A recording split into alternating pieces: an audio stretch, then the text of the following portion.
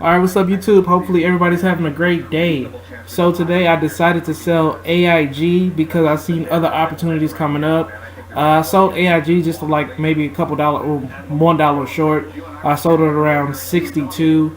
I wasn't fully aware that it was going to run back up to 63. But as you see that blue line right there, that acts as resistance. So you might see the stock run all the way up to that blue line and start to get pushed down by the blue line, because the blue line will act as resistance. And if you know anything about the daily moving average, it just goes by the average stock price at a certain point. So you'll start to see the daily moving average go down, and you start to see the stock follow the daily moving average as well. So you might see a good jump. This was a pretty good jump from 60. I bought it around 60, sold it at 62.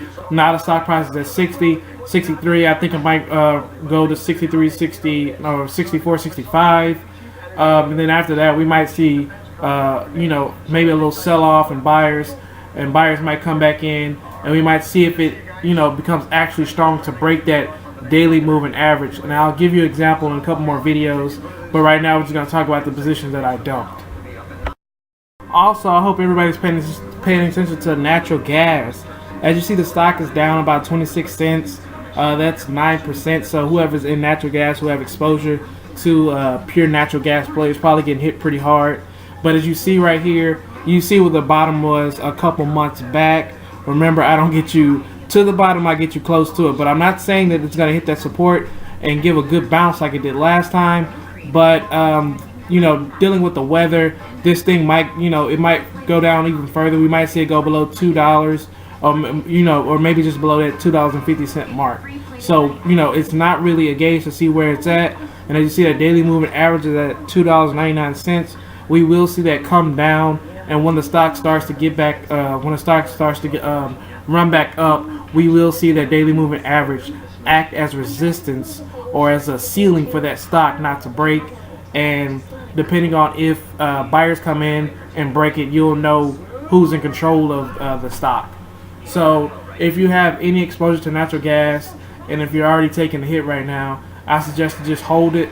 Don't do anything rash. Look for other plays that do not consist with commodities that are continuing to run with this record-breaking high that we keep going to. And it looks like we're going to go to 21,000 before April. That's what it looks like, depending on the buyers and sellers that are going on right now. There's just a lot of confidence going on in the market. All right. Also, I sold my Take Two position. I eliminated all my shares. Remember, I bought it around $48 and held it all the way to $59. So my official selling price is $59.17, and I sold my last share around $58. Around the high end, 58, 59. 50. I would say 58.90 something, around that level.